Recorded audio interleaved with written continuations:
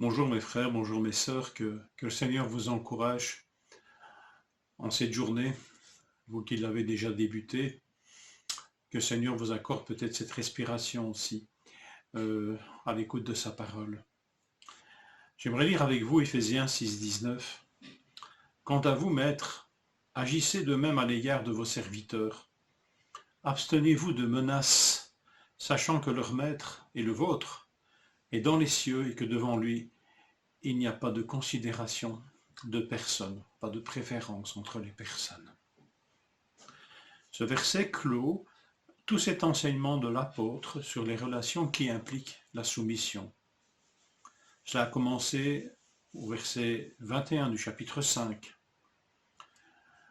Et vous tous, soumettez-vous les uns aux autres dans la crainte de Christ, ou dans la crainte de Dieu. Cette soumission est enseignée à la lumière de la crainte de Dieu, ou de Christ, suivant les manuscrits, et non de ce qui plaît aux hommes, ou est acceptable ou non par les hommes.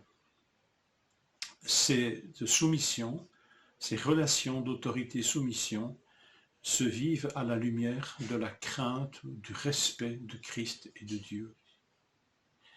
Et cet enseignement ici, au verset 19, 6-19, se termine encore une fois en faisant référence à celui qui est le maître de tous et de tous, y compris le maître des maîtres sur cette terre.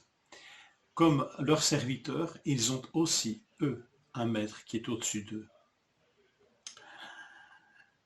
Alors, c'est vrai que ce texte se clôt par cette considération aussi. Devant Dieu, devant ce maître qui est dans les cieux, Dieu, il n'y a pas de considération de personne. Et notez que dans tout ce texte qui concerne la relation autorité-soumission, enfin les relations où l'autorité et la soumission sont présentes, eh bien, ce texte s'adresse à tous, à toutes les parties, aussi bien ceux qui exercent l'autorité, entre guillemets, que ceux et celles qui se soumettent. Mais chaque partie est prise en considération. À l'époque de Paul, les épouses, les enfants et les serviteurs ou esclaves auraient été tenus à l'écart de ces exhortations. Ça allait de soi qu'ils avaient qu'à se taire et à se soumettre. On ne les aurait même pas pris en considération dans un écrit en s'adressant à eux. Ils n'ont pas voix au chapitre. Ici, ils sont considérés comme disciples, à qui des paroles sont adressées en référence à leur Seigneur et à leur Maître aussi. Il faut le souligner. C'était révolutionnaire pour l'époque. Le point de référence, ce n'est pas les us et coutumes de la société d'alors ou de la nôtre, mais le point de référence est Dieu lui-même. C'est Dieu qui s'est révélé dans la personne de son Fils, Jésus-Christ.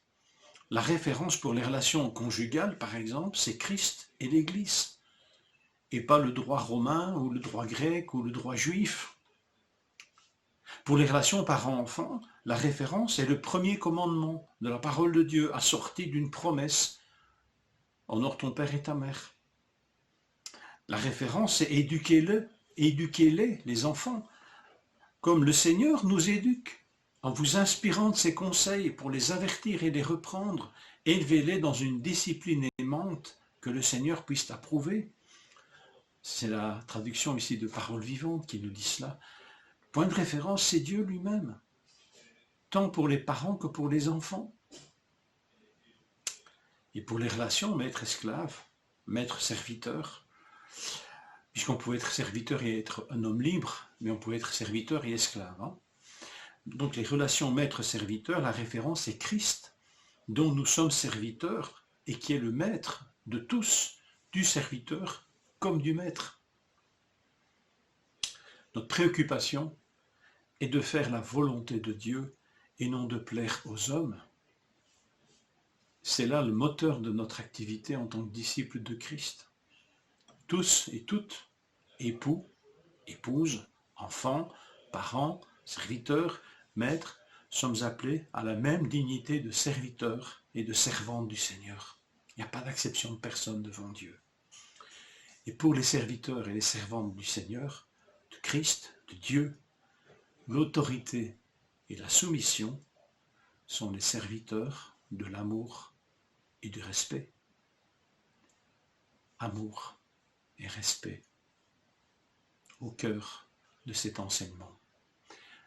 Que le Seigneur nous touche, que nous n'ayons point honte de la parole, et qu'au contraire nous puissions nous laisser travailler par elle. Je vous souhaite une bonne journée. Serviteurs, servantes de Dieu.